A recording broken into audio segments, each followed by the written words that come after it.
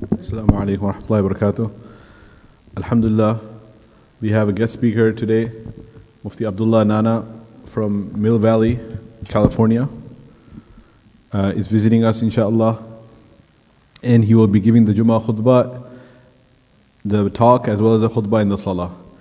Mufti Abdullah Nana is a graduate from Darul Uloom Azadville in South Africa, and mashallah, he's running a madrasa in California, and he's also well known for his efforts in the field of halal and zabiha.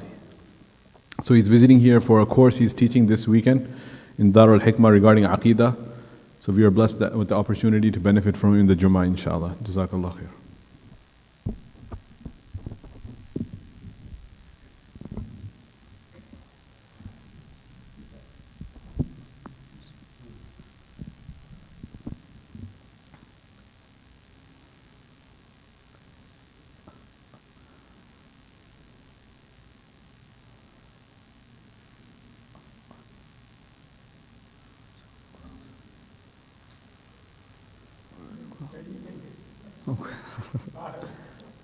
Okay. Bismillah ar-Rahman ar-Rahim. Alhamdulillah Rabbil Alameen. Wassalatu wassalamu ala Nabiyyil Kareem wa ala alihi wa sahbihi ajma'in wa ba'd.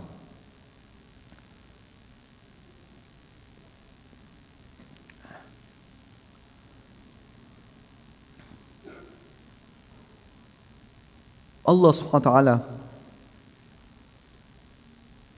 has created each human being with unique, God-given, or better described as Allah-given talents and abilities. And this is one of the ways in which Allah subhanahu wa ta'ala has distinguished human beings from the rest of the creation. We have that higher level of intelligence, and we are able to do things in an advanced way which normal animals cannot do.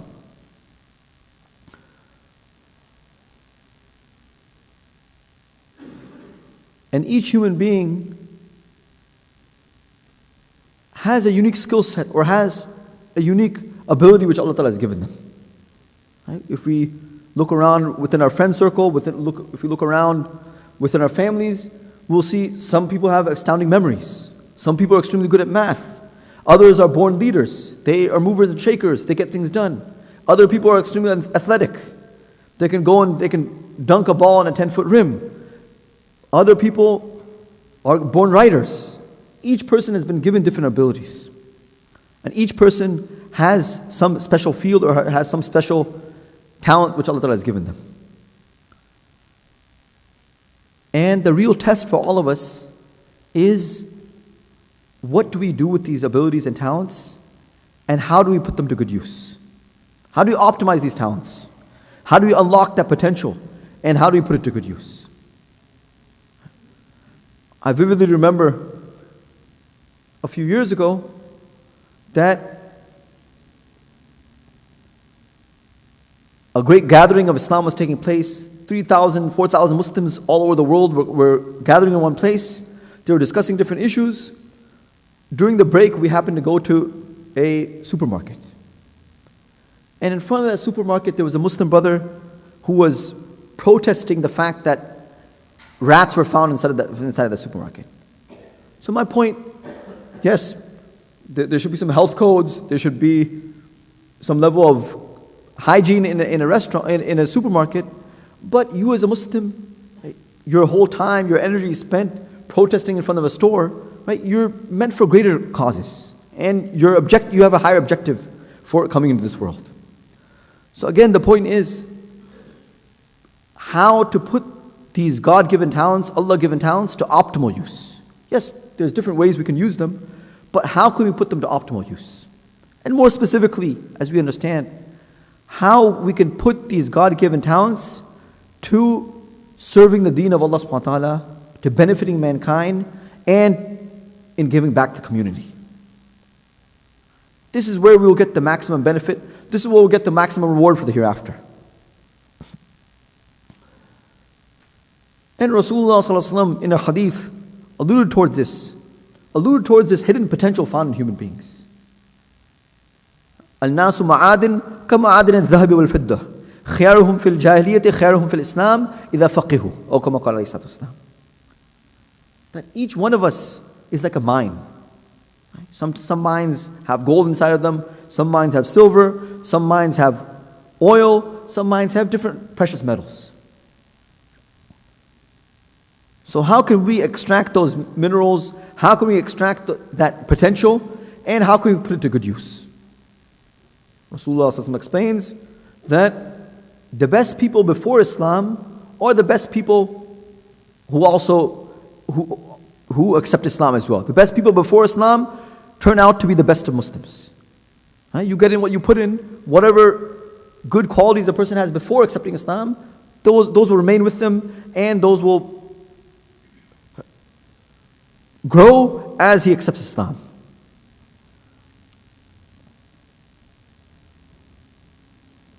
And we can say that the prophets, Anbiya alayhi salatu wasalam, and Rasulullah sallallahu alaihi wasallam would specifically look for ways to utilize and harness those abilities and put them to the service of Deen. That how every single human being can serve the Deen of Allah subhanahu wa ta'ala, can worship Allah subhanahu wa ta'ala, and recognize Allah subhanahu wa ta'ala, and use those abilities for the sake of Islam. Let's go back in time to Sulh al-Hudaybiyah, the Umratul Qada. We're going back to Umratul Qada, the time in Islamic history which Rasulullah sallallahu alaihi wasallam and his companions were given permission for 3 days to enter Makkah and to perform Umrah. The Umrah which they were not able to perform the previous year. So if you look in the books of Sirat, you'll find details given of this trip. And specifically, as Rasulullah sallallahu alaihi wasallam reaches Makkah, he performs his Umrah and he starts asking around. This is for us to understand that mindset of looking for good in people, looking for potential and abilities within the youth, looking for good and potential in others, and looking for ways to bring that good and potential to light.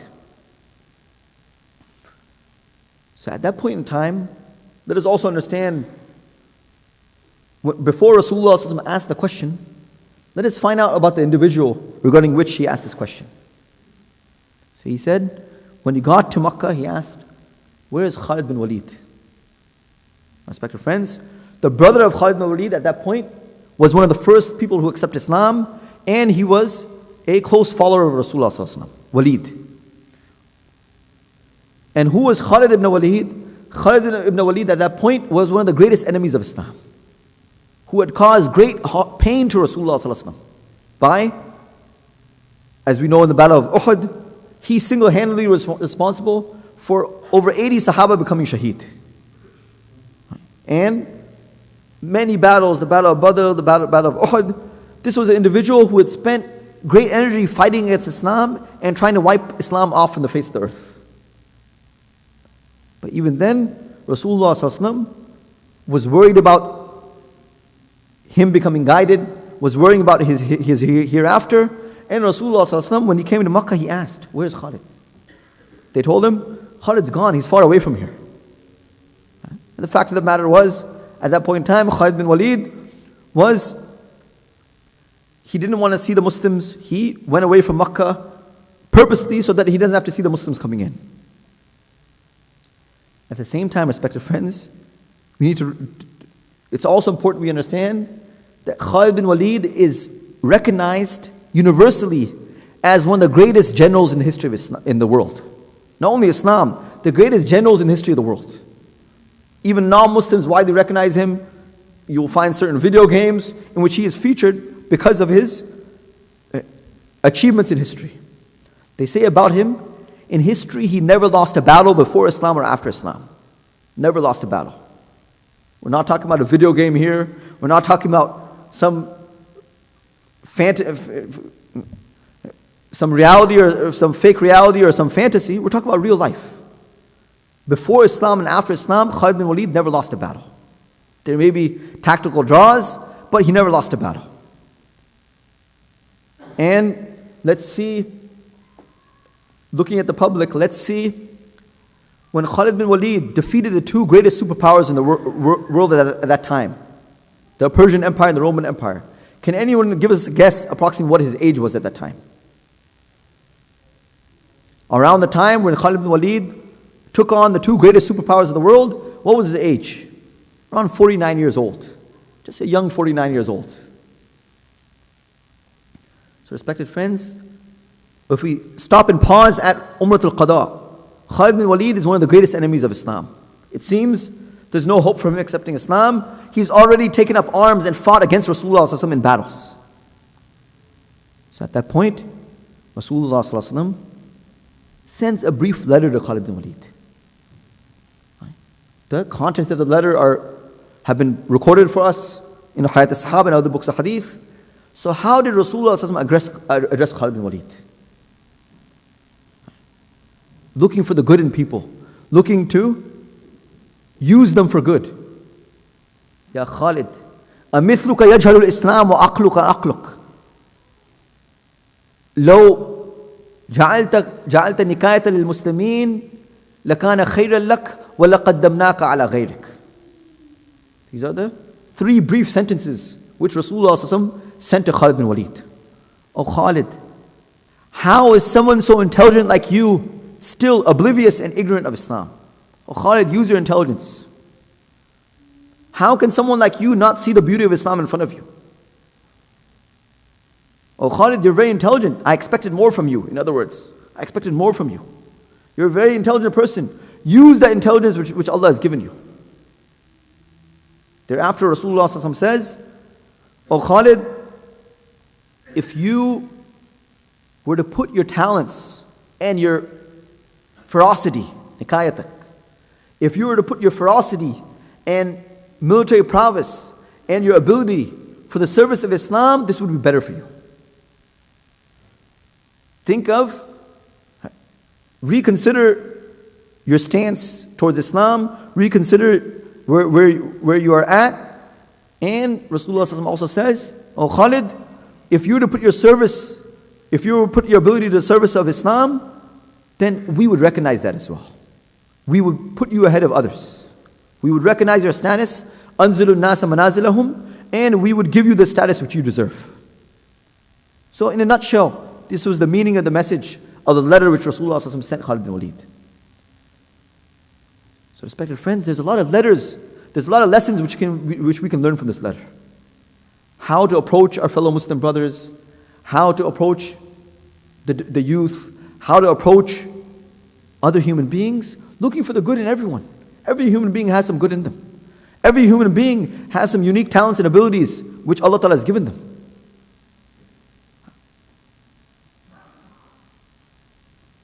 And we should be looking for ways, we should be brainstorming on how we can harness those abilities, how we can optimize the usage of those abilities, and how we can put them to the best service possible, the service of the Deen of Allah subhanahu wa ta'ala. Another story, also from the time of the companions of Rasulullah sallallahu alaihi wasallam.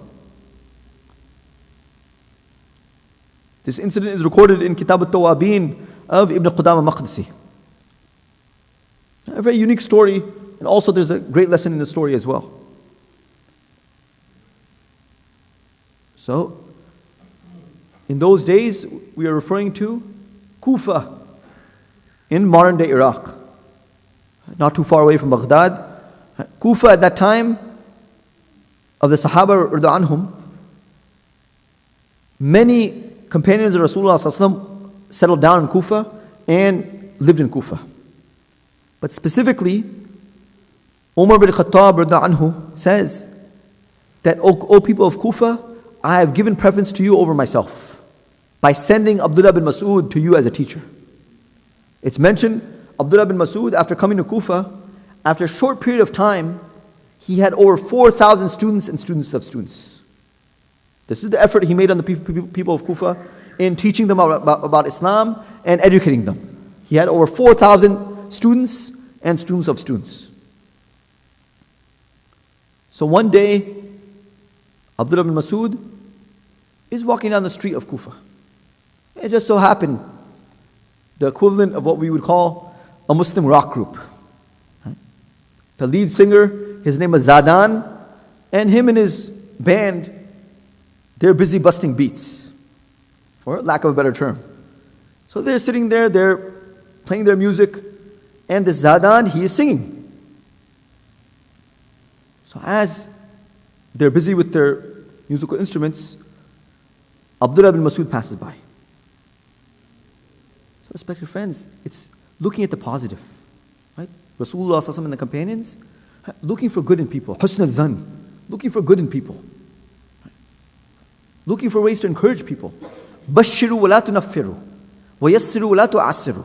Rasulullah ﷺ says, give glad tidings, encourage people. Don't chase them away. Don't create nafrat, don't chase them away. Make things easy for people. Don't make things difficult for people. And you can well imagine, right now, if we were to hear a Muslim rock group coming in, or a famous Muslim musician, how would we react, and how did the companions of Rasulullah ﷺ react? So Abdullah bin Masud, as he walks by, he doesn't walk in and rebuke them. He doesn't walk in and break their musical instruments. He doesn't walk in and say anything negative. He just says one sentence, respected friends. He walks, he hears them playing their music, he says one sentence and he keeps walking. So what was that sentence which Abdullah bin Masud said? He said, giving credit where credit is due, what a beautiful voice. If only that voice would be put to the recitation of the Holy Quran. That's all he says. He doesn't get in anyone's face. He doesn't go in and start a fight.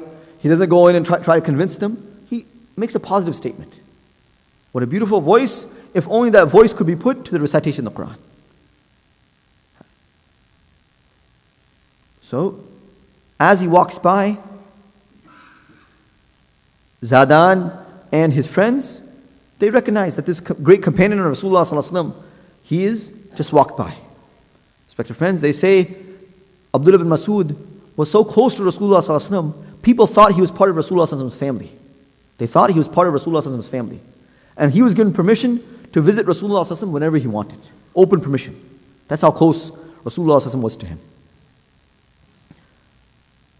So when Abdullah bin Masud walks by, they hear Zadan and his friends hear him say something.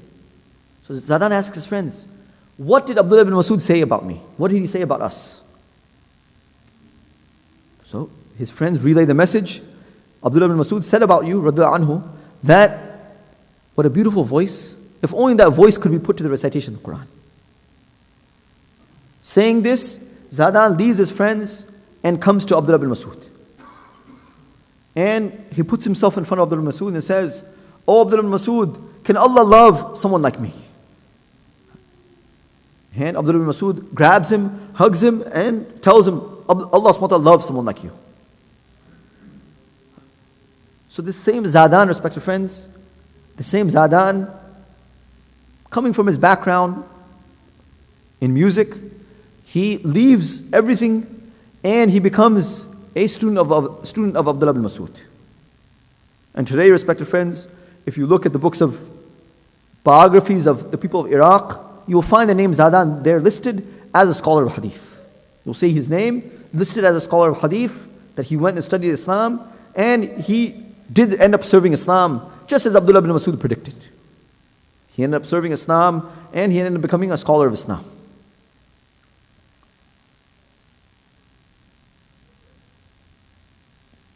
So the point that each one of us, Allah subhanahu wa ta'ala has created differently. And each one of us has some skill set. Each one of us is unique in our own ways. We have a certain skill set. And yes, we may have secular jobs, we may have secular education which we are pursuing, but really we should look for ways to give back to the community. We should look for ways to serve as Islam for the rest of our lives. And in particular, there's one verse of the Holy Quran which really can be our slogan or motto for life. In fact, it's a message for everyone. It's a message for Rasulullah ﷺ, and it's a message for every Muslim.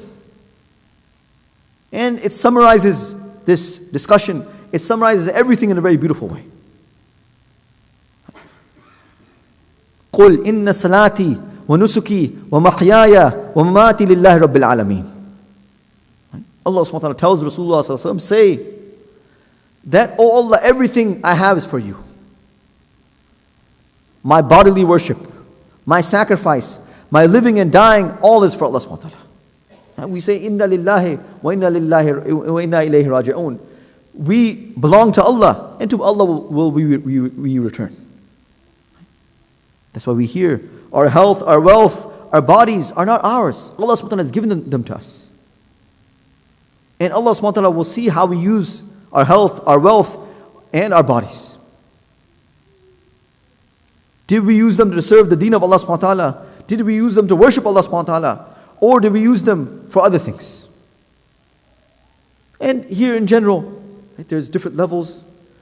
The scholars explain, even earning a livelihood is part of serving the deen of Allah subhanahu wa ta'ala. Earning a livelihood, taking care of our family and responsibilities, that is also considered.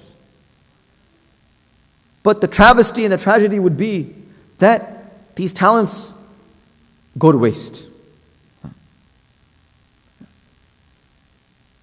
As they say, a mind is a terrible thing to waste. A life is a terrible thing to waste, respected friends. So imagine a person having the greatest of talents. Imagine a diamond in rough. Imagine the next Salahuddin Ayyubi. Imagine the next great scholar of Islam. Imagine the next Khalid bin Walid. But imagine that life being wasted playing video games. Imagine that life being wasted on useless things. Respected friends, this is the concern we should have.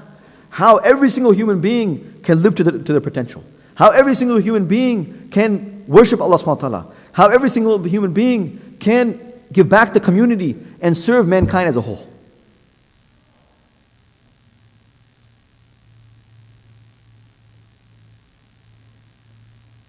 And a very beautiful message given to us by Abu Bakr Siddiq radhiyallahu anhu regarding the same companion which we have been talking about during this lecture, which is a challenge, an open challenge for all of us, but in particular to our Muslim females. That, respected friends, min ayna sayati mu'tasimu, where is the next ruler of Islam? Where is the next Salahuddin Ayyubi? Where is that next person? Respected friends, realize, they say every saint has a past and every sinner has a future. Many of us, if you look at us 15, 20 years ago, we were not in a position to give a khutbah in a masjid.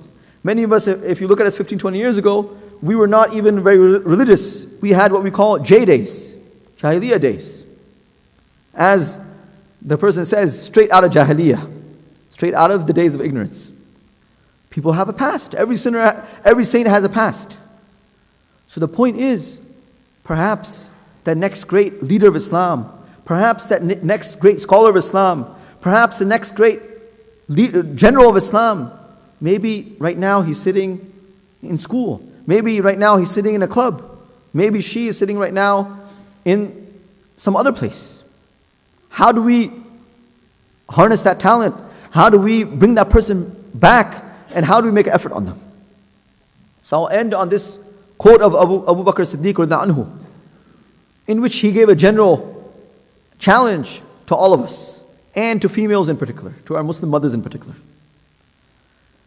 When Abu Bakr Siddiq radhiyallahu anhu received the news of the conquest of Khalid bin Walid, the fact that he took on the two greatest superpowers of his time, I highly recommend, respected friends, read a biography of Khalid bin Walid. You will be amazed. You won't be able to put the book down. The Sword of Allah by General A.I. Akram, an excellent book, inspiring book. So when Abu Bakr Siddiq radhiyallahu anhu hears of Qadisiyah, when he hears of Yarmouk, when he hears of Ajnadin and the other conquests and victories of Khalid bin Walid, he makes a statement. He says, "A'ajazat an-nisa'u an yalidda mithla Khalid." He says, "O mothers, are you unable to give birth to someone like Khalid bin Walid? Are you unable to give birth to someone like Khalid bin Walid?" General challenge which he has issued. So, respected friends, in summary, every one of us is unique. We have our commitments, we have our jobs, we have different occupations and different aspects of our lives. But the one thing which we can do is at least make this pledge with Allah subhanahu wa ta'ala. And make that intention with Allah subhanahu wa ta'ala that we want to serve the deen of Allah subhanahu wa ta'ala. If we have a degree, if we have a skill set, if we have a certain ability, let's do our best to use it to serve the deen of Allah subhanahu wa ta'ala. Let's do our best to use it to give back to the community. And let's do our best to use our health, our wealth, our bodies, everything we have to serve the deen of Allah subhanahu wa ta'ala till we pass away. As one of the elders says, Karte raho, marte raho. That this is something you do right till the end of your life. Serve the deen of Allah subhanahu wa ta'ala, give back to the community, go out in the path of Allah subhanahu wa ta'ala, and encourage others, and look for those diamonds in the rough. Look for those hidden jewels in the Muslim community which are out there. So may Allah subhanahu wa ta'ala give us tawfiq to put this into practice. May Allah subhanahu wa ta'ala use us all for the service of His deen. And may Allah subhanahu wa ta'ala use us all as a means of guidance for others. And may Allah subhanahu wa ta'ala make us all rightly guided. Wa akhir da'wan alhamdulillah bil alameen.